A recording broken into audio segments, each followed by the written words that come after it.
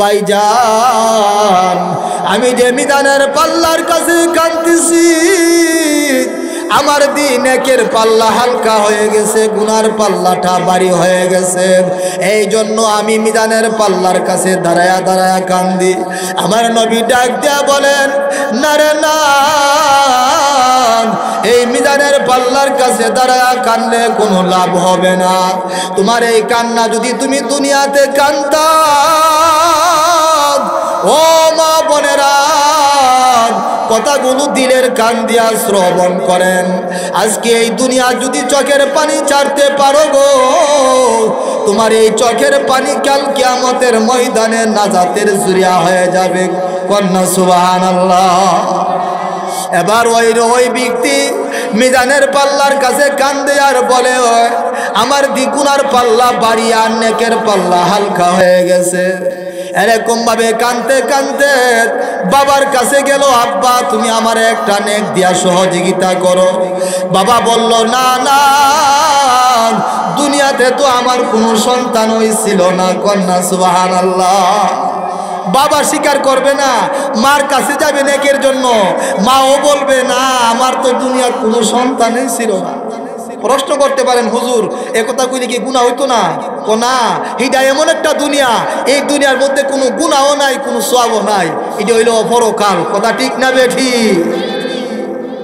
আল্লাহর নবী বিশ্ব নবী রাহমাতুল লিল আলামিন ওই ব্যক্তিকে ডাক দিয়া বলেন, হ্যাঁ মুমিন, তুমি যে মিজানের পাল্লার কাছে দাঁড়ায়া দাঁড়ায়া কান্দো, তুমি যে মিজানের পাল্লার কাছে দাঁড়ায়া দাঁড়ায়া কান্দো, আজকের এই কান্না যদি তুমি দুনিয়াতে কান্দা, তাহলে অবশ্যই অবশ্যই তোমার এই কান্না আজকের হাসরের মাঠে নাজাতের ফয়সালা হয়ে যাইতো। কন্যা সুবহানাল্লাহ। ভাইয়েরা আমার, এই দুনিয়ার মধ্যে এমনও মানুষ আছে কানতে কানতে আল্লাহর উলি হয়ে দুনিয়াতে বিদায় হয়েছে। কথা ঠিক না বেঠিক? ও কত মানুষ আছে কানতে কানতে আল্লাহর উলি হয়ে দুনিয়া থেকে বিদায় নিয়েছে। কত মানুষ উলি হইল কান্দিয়া। আমার সাথে সবাই বলে, কত মানুষ উলি হইল কান্দিয়া, গুনাহগার হইল গুনাহ করিয়া, গুনাহগার হইল كافة بشيرا ونذيرا وداعيا إلى الله بإذنه وسراجا منيرا.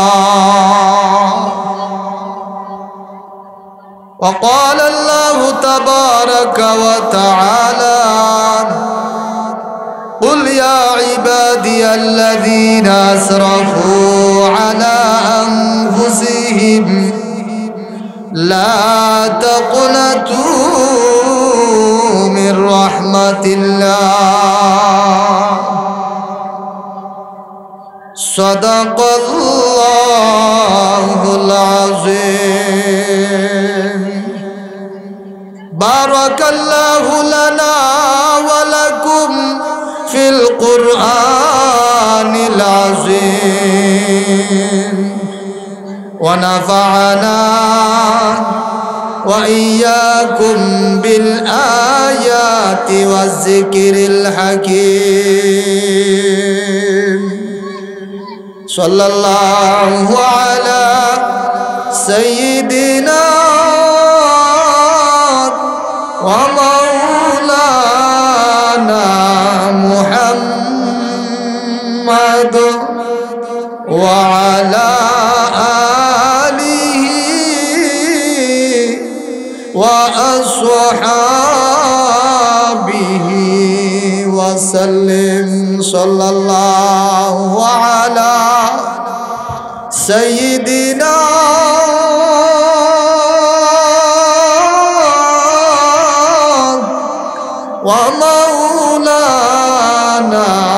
মুহাম্মাদ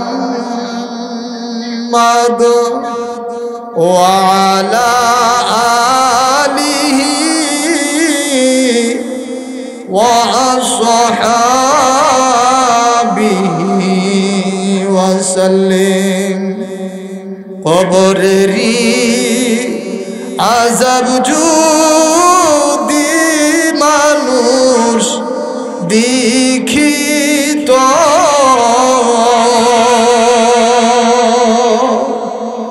কবরেরি আযাব যদি মানুষ দেখিত,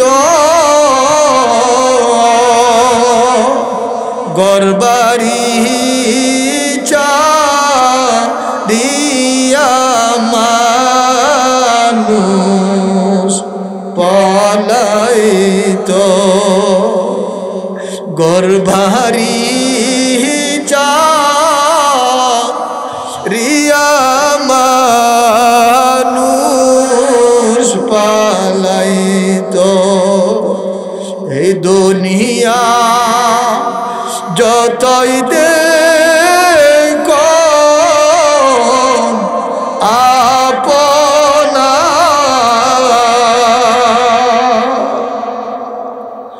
এই দুনিয়া যতই দেখো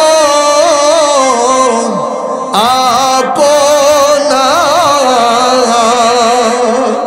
ময়রা গেলে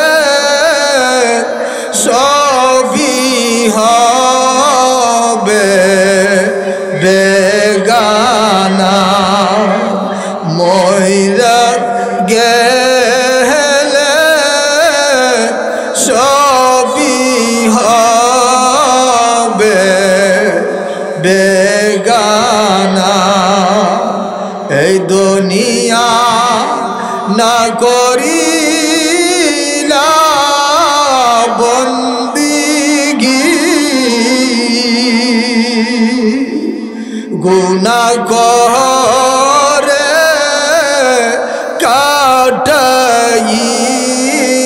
কাটাইলাম জিন্দেগি, গুনাহ করে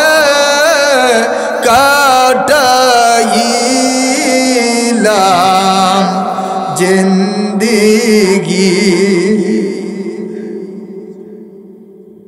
আলহামদুলিল্লাহ, সকলে বলে আলহামদুলিল্লাহ।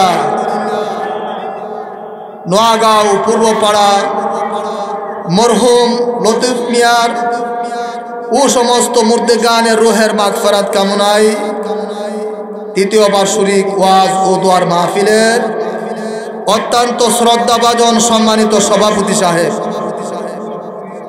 উপস্থিত আছেন উলামায়ে কেরাম, অত্র এলাকার মুরব্বিয়ান আজম ও আমার যুবক ভাইয়েরা, পর্দার আড়াল থেকে ওয়াজ শুনতেছেন সম্মানিত মা ও বোনেরা। সর্বপ্রথম মহান প্রভুর দরবারে শুকরিয়া জ্ঞাপন করি যে আল্লাহ আমাদেরকে এই রহমতি বরকতি সুন্দর একটা মাহফিলের মধ্যে বসার জন্য আল্লাহ আমাদেরকে তৌফিক দান করছেন, সেজন্য শুকরিয়া আদায় করি আলহামদুলিল্লাহ। আসলে কিন্তু নেক কাজ এটা আল্লাহ সবাইরে তৌফিক দেয় না, কারণ আল্লাহ যার মঙ্গল কামনা করে, আল্লাহ যার মঙ্গল কামনা করে তাকেই নেক কাজ করার তৌফিক দান করে। কন্যা সুবহানাল্লাহ। আমরা সবাই গুনাহগার, কথা ঠিক না বেটি? সবাই গুনাহগার। এই জন্য গুনাহ নিয়ে আল্লাহর কাছে ক্ষমা চাইতে হবে কি হবে না, কথা বলে। আজকের এই মাহফিলের মধ্যে বসে, আজকের এই মাহফিলের মধ্যে বসে ইনশাআল্লাহ আমরা তওবা করব, আর কোনোদিন গুনাহ করব না। সবাই রাজি আছি তো ইনশাআল্লাহ? কারণ আল্লাহ রাব্বুল আলামিন কোরআনের মধ্যে বলেছেন, কুল ইয়া ইবাদিয়াল্লাযীনা আসরাফু আলা আনফুসিহিম, আল্লাহ বলেন হে নবী আপনি জানায় দিন, তোমরা যারা গুনাহ করেছো, তোমরা যারা গুনাহ করেছো তোমাদের অন্তরের উপর, তোমাদের নফসের উপর, তোমরা আমি আল্লাহর রহমত থেকে নৈরাশ হও না। কন্যা সুবহানাল্লাহ। লা তাকনাতু মির রাহমাতিল্লাহ। বান্দা তুমি যতই গুনাহ করো না কেন, তুমি আমি আল্লাহর রহমত থেকে নৈরাশ হও না। কন্যা সুবহানাল্লাহ। আল্লাহ রাব্বুল আলামিন বান্দা বান্দীদেরকে ঘোষণা দিয়েছেন, ও দুনিয়ার মানুষ, তোমরা যতই গুনাহ করো না কেন, যতই অন্যায় অপরাধ করো না কেন, তোমরা আমার রহমত থেকে নৈরাশ হয় না। কন্যা সুবহানাল্লাহ। ভাইরা আমার, এই দুনিয়ার মধ্যে যেই যাই করি না কেন, সবগুলা কিন্তু আমল নামার মধ্যে লিপিবদ্ধ হয়ে আছে।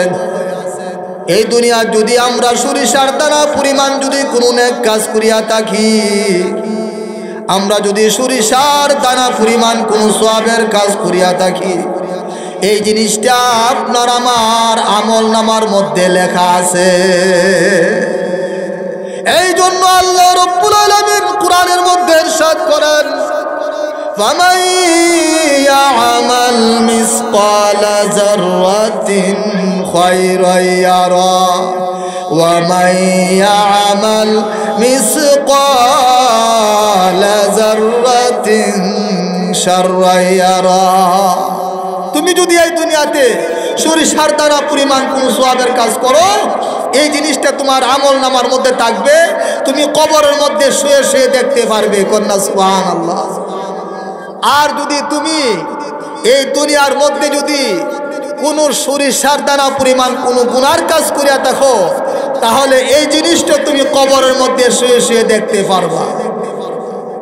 বোঝা গেল সবগুলা আমল নামার মধ্যে লিপিবদ্ধ আছে। কথা ঠিক না বেটি? সম্মানিত হাজিরিন, কারণ কাল কিয়ামতের ময়দানে বিশ্বনবী রাহমাতুল্লাহ আলামিন একমাত্র গুনাহগার উম্মতের জন্য ইয়া নাফসি বলে কাঁদবে। সুবহানাল্লাহ। বিশ্বনবী রাহমাতুল্লিল আলামিন হাশরের মাঠে তিন জায়গাতে দৌড়াদৌড়ি করবেন।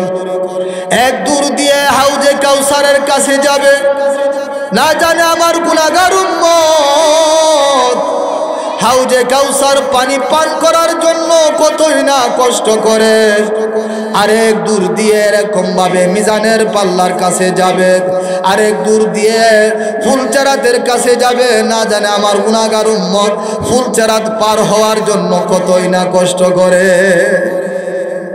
বিশ্বনবী রাহমাতুল আলামিন মিজানের পাল্লার কাছে গিয়ে দেখলেন উনার এক উম্মত মিজানের পাল্লার কাছে দাঁড়ায়া দাঁড়ায়া কান্দে। কন্যা সুবহানাল্লাহ। হাশরের মাঠে যদি মিজানের পাল্লার কাছে দাঁড়ায়া কান্দেন, ওইখানে কাঁদলে কোনো লাভ হবে না। কথা ঠিক না বেটি? কান্দার জায়গা হলো দুনিয়া। ও ভাই, দুনিয়া যদি কাঁদতে পারো, আমার আল্লাহ তোমার যাবতীয় গুনাহকে আমার আল্লাহ মাফ করিয়া দিবেন। আর যদি এই কান্না যদি তুমি কবরে গিয়া মিজানের পাল্লার কাছে যদি দাঁড়ায়া দাঁড়ায়া কান্দেন, তাহলে কিন্তু এই কান্নার কোনো সওয়াবও হবে না, কোনো লাভও হবে না। বিশ্বনবী রাহমাতুল আলামিন ওই ব্যক্তিকে জিজ্ঞাসা করলেন, তুমি কেন মিজানের পাল্লার কাছে দাঁড়ায়া দাঁড়ায়া কান্দো, কারণটা কি? ওই ব্যক্তি জবাব দিল, ভাইজান, আমি যে মিজানের পাল্লার কাছে কাঁদতেছি, আমার দিন একের পাল্লা হালকা হয়ে গেছে, গুনার পাল্লাটা ভারী হয়ে গেছে। এই জন্য আমি মিজানের পাল্লার কাছে দাঁড়ায়া দাঁড়ায়া কান্দি। আমার নবী ডাক দিয়া বলেন, না রে না, এই মিজানের পাল্লার কাছে দাঁড়ায়া কানলে কোনো লাভ হবে না। তোমার এই কান্না যদি তুমি দুনিয়াতে কান্দা, ও মা বোনেরা, কথাগুলো দিলের কান দিয়া শ্রবণ করেন। আজকে এই দুনিয়া যদি চোখের পানি ছাড়তে পারো গো, তোমার এই চোখের পানি কাল কিয়ামতের ময়দানে নাজাতের জরিয়া হয়ে যাবে। কন্যা সুবহানাল্লাহ। এবার ওই ব্যক্তি মিজানের পাল্লার কাছে কান্দে আর বলে, আমার দ্বিগুণার পাল্লা বাড়ি আর নেকের পাল্লা হালকা হয়ে গেছে। এরকম ভাবে কানতে কানতে বাবার কাছে গেল, আব্বা তুমি আমার একটা নেক দিয়া সহযোগিতা করো। বাবা বলল, না না, দুনিয়াতে তো আমার কোনো সন্তান হয়েছিল না। কন্যা সুবহানাল্লাহ। বাবা স্বীকার করবে না, মার কাছে যাবে নেকের জন্য, মাও বলবে না আমার তো দুনিয়ার কোনো সন্তানই ছিল না। প্রশ্ন করতে পারেন, হুজুর একথা কইলে কি গুনাহ হইতো না? না, এটা এমন একটা দুনিয়া, এই দুনিয়ার মধ্যে কোনো গুনাহ নাই, কোনো সওয়াবও নাই, এটা হইল পরকাল। কথা ঠিক না বেঠি? আল্লাহর নবী বিশ্ব নবী রাহমাতুল লিল আলামিন ওই ব্যক্তিকে ডাক দিয়া বলেন, হ্যাঁ মুমিন, তুমি যে মিজানের পাল্লার কাছে দাঁড়ায়া দাঁড়ায়া কান্দো, তুমি যে মিজানের পাল্লার কাছে দাঁড়ায়া দাঁড়ায়া কান্দো, আজকের এই কান্না যদি তুমি দুনিয়াতে কান্দা, তাহলে অবশ্যই অবশ্যই তোমার এই কান্না আজকের হাসরের মাঠে নাজাতের ফয়সালা হয়ে যাইতো। কন্যা সুবহানাল্লাহ। ভাইয়েরা আমার, এই দুনিয়ার মধ্যে এমন মানুষ আছে কানতে কানতে আল্লাহর উলি হয়ে দুনিয়াতে বিদায় হয়েছে। কথা ঠিক না বেঠিক? ও কত মানুষ আছে কানতে কানতে আল্লাহর উলি হয়ে দুনিয়া থেকে বিদায় নিয়েছে। কত মানুষ উলি হইল কান্দিয়া,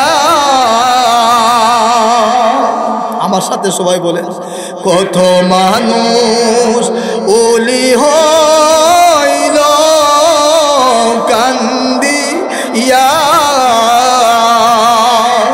গুনাহগার হইল গুনাহ করিয়া, গুনাহগার হইল।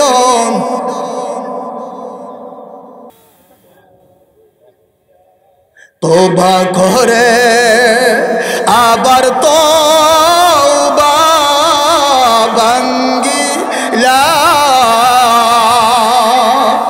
তোবা করে আবার তোবা ভাঙ্গিলা, অবশেষে খাটিতা করিলা, অবশেষে কাটিতা করিলা। কত গুনাহ করছি মাবুদ হিসাব নাই, কত গুনাহ করছি মাবুদ হিসাব নাই, তুমি বিহীনে পরিয়া দে জাগনাই, তুমি বিহীনে পরিয়া দে জাগানা। ভাইরা আমার, বলতেছিলাম এই দুনিয়ার মধ্যে কত মানুষ কানতে কানতে আল্লাহর ওলি হয়ে দুনিয়া থেকে বিদায় নিয়ে চলে গেছে। কথা ঠিক না বেটি? আর যদি মিজানের পাল্লার কাছে দাঁড়ায় কান্দে, এই কান্নার কোনো লাভ হবে না। আমার নবীজি ওই মিজানের পাল্লার কাছে হাসরের মাঠে গিয়া দাঁড়াইবেন, এমন সময় ওই গুনাহগার উম্মতের পাশে দাঁড়াইয়া পকেট থেকে একটা আঙ্গুলের মাথা বরাবর একটা কাগজের টুকরা বাহির করলেন, বাহির করিয়া মিজানের পাল্লায় রেখে দিলেন, সাথে সাথে তার নেকের পাল্লা বাড়ি হয়ে যায়। কন্যা সুবহানাল্লাহ। এবার ওই মুমিন ডাক দিয়া বলে, আপনি কে গো?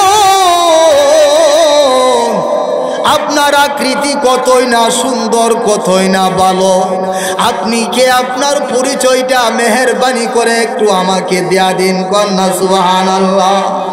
আমার নবীজি পরিচয় দিলেন, হে মুমিন,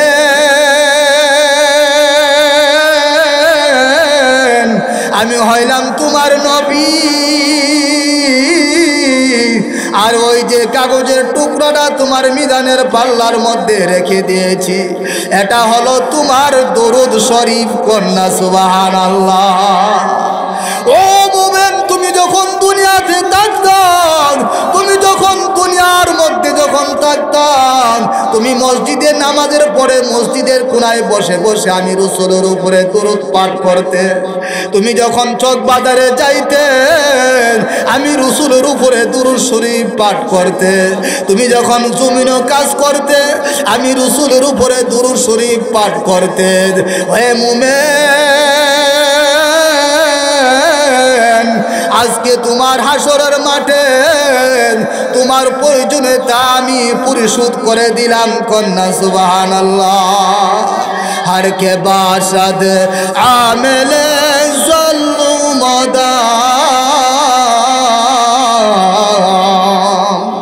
हर के बाशद आमिल ज़ुल्मदाम,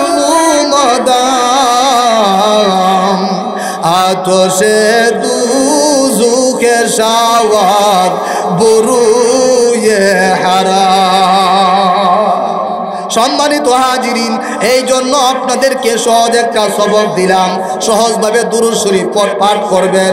সাল্লাল্লাহু আলাইহি ওয়াসাল্লাম, সাল্লাল্লাহু আলাইহি ওয়াসাল্লাম, সাল্লাল্লাহু আলাইহি ওয়াসাল্লাম পড়তে পারবেন তো ইনশাআল্লাহ?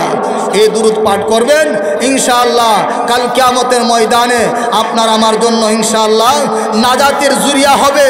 যদি আপনি দৈনিক 100 বার এই দুরূদ সাল্লাল্লাহু আলাইহি সাল্লাম পড়তে পারেন, রাসূল বলেন কাল কিয়ামতের ময়দানে আমি রাসূল তোমার জন্য শাফাআত করা ওয়াজিব হয়ে যায়। কন্যা সুবহানাল্লাহ। হুজুর আয়েশা পড়ছে, আমার আলোচনা দীর্ঘায়িত করব না। যতটুকু আলোচনা করছি আল্লাহ তাআলা আমাদেরকে তার উপরে আমল করার তৌফিক দান করো। সকলে বলি আমিন। ওয়া আখির দাওয়ানা আলহামদুলিল্লাহি রাব্বিল আলামিন। আসসালামু আলাইকুম ওয়া রাহমাতুল্লাহ।